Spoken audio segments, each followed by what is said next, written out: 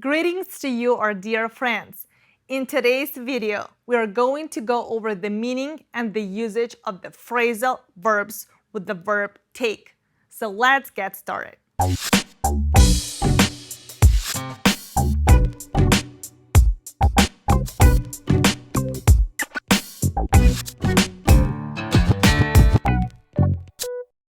Before we go through all the details of the usage of the phrasal verbs with take, let's take a look at the following example. Julia is so funny. She definitely takes over her mother. So what would be the correct answer in this case? Takes after or takes over her mother? In order to answer that question, we have to look through the specifics of the usage of the phrasal verbs with take. So what are those phrasal verbs?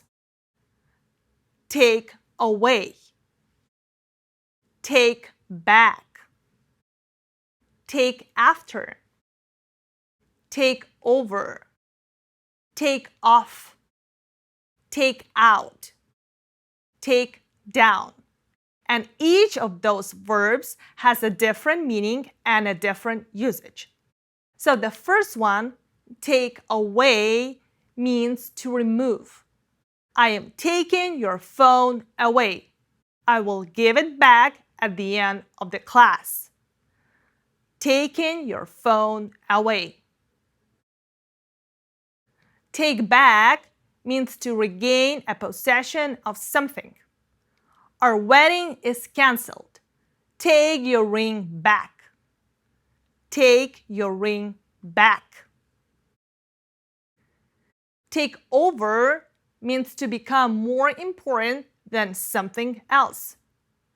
Do not let your negative thoughts take over your mind. Take over your mind. Take off means to remove clothing or shoes. These shoes are so uncomfortable. Finally, I can take them off. Take them off. Take out means to take someone to a restaurant or a theater or cinema.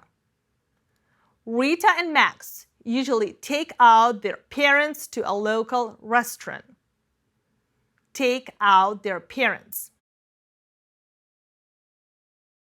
Take down means to remove a structure, especially by separating it into pieces. A few workmen arrived to take down the scaffolding. To take down the scaffolding. Take after means to resemble someone, usually a parent. Julia is so funny. She definitely takes after her mother. Takes after her mother. Thank you again for being with us today. Please don't forget to share this video with your friends and follow us on social media. And we'll see you next time. Goodbye.